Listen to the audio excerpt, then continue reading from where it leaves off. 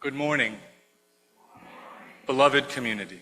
We gather today to explore a theme that speaks to the very heart of Unitarian Universalism, the intersection of faith and action,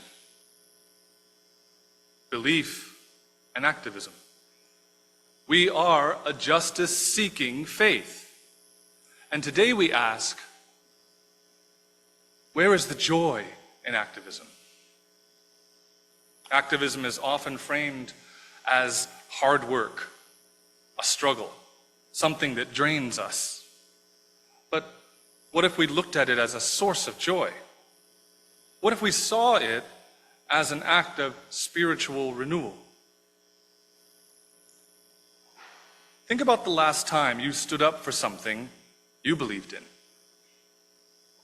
Maybe it was signing a petition. Maybe it was showing up at a rally. Maybe it was helping someone in need. Do you remember that feeling? That rush of connection, that sense of being part of something bigger than yourself. This is the joy we are exploring today, the joy of faith in action. We will hear from three extraordinary activists in our congregation: Myra Terry, Danielle Smith, and Betty Tilton. Betty isn't with us here in the sanctuary today because she had a surprise visit from her grandkids, and that's more important.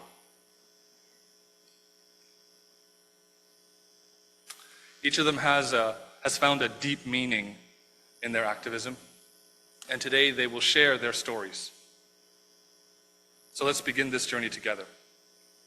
Our Unitarian Universalist values call us to be engaged in the world. We affirm justice, equity, and compassion. We believe in the right of conscience and the use of the democratic process. But let's be honest, activism isn't always easy. It can be exhausting, frustrating, and disheartening. We've all felt the losses. So where do we find the joy in it? Here's the first answer. We do it together. Activism is not just about fighting against something. It's about fighting for something together. It is a deeply communal act. Today, you'll hear from people who've lived this truth.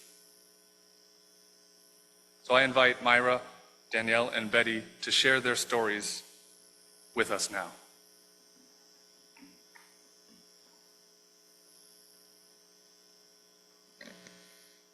Good morning, everyone.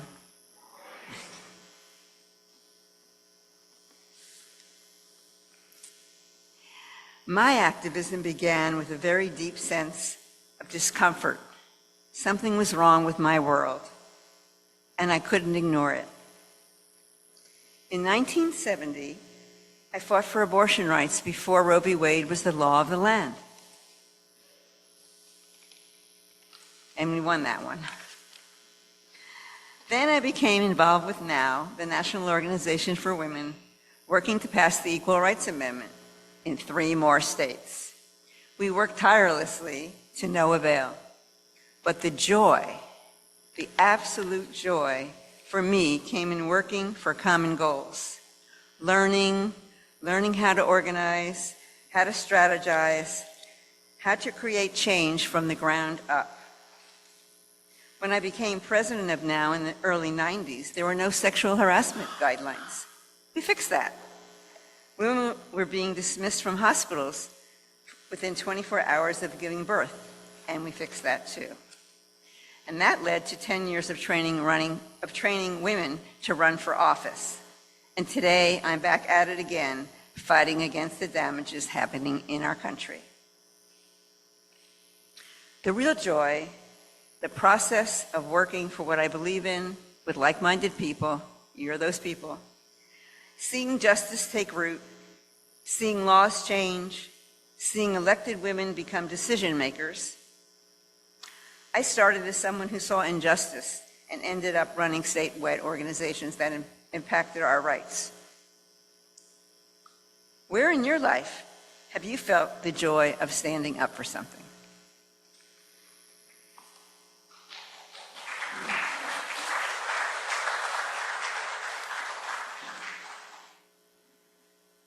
Good morning. My activism began with a simple act, showing up. I was in college when the Iraq War began, and something inside me snapped. I just couldn't sit back. I had to be there, to march, to protest, to make my voice heard. Later, I worked with the Feminist Majority Foundation for about a decade. I made signs, attended protests, fought for reproductive rights, and helped support the feminist movement. But here's what I didn't expect: the people I met. Being surrounded by brilliant, passionate women was transformative. The joy of activism is not just in winning battles, it's in the connections we make along the way. Think about a time you took action, even in a small way. Did it bring you joy? Thank you.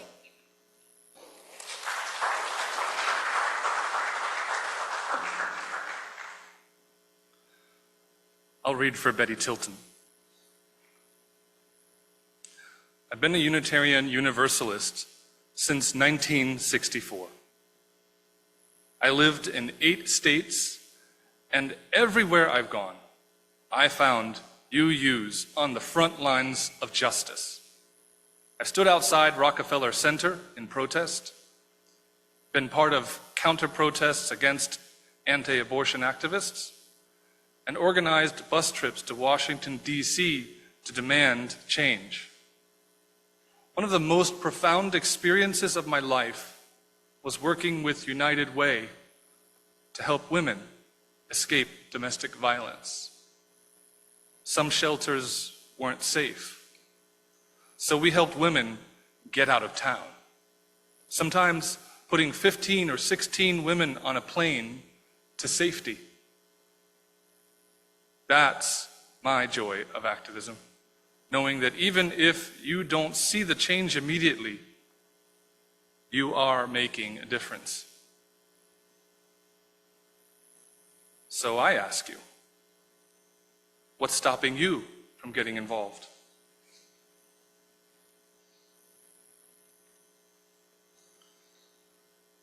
We've heard 3 incredible stories, so let's reflect for a minute. Where does the joy of activism come from? Joy in purpose. We are not alone. Activism is about community. Joy in seeing change. Even small wins matter. The ripples we create go beyond us. Joy in personal transformation. Activism changes us. It strengthens our courage, refines our beliefs, and deepens our faith. Yesterday, my mother, Barbara Roth, attended a protest at the Palm Beach County Courthouse with about 1,000 plus other people, and she was holding a sign that read, "Trans rights are human rights." And when I asked her about the joy of activism, she said, speaking in solidarity with all persecuted persons, "You are not alone."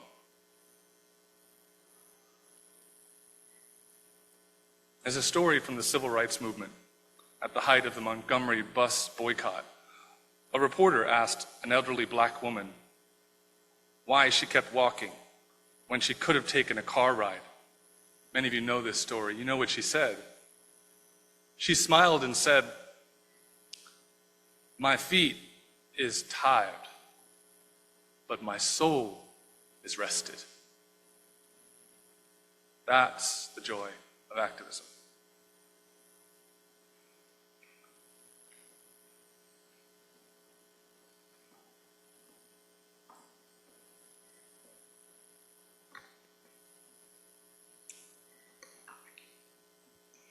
Sign up for the Nehemiah Action happening tomorrow, April 7th.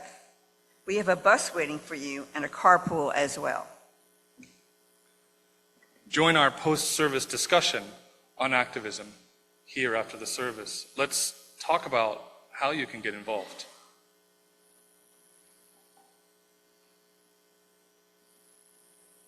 Every action matters.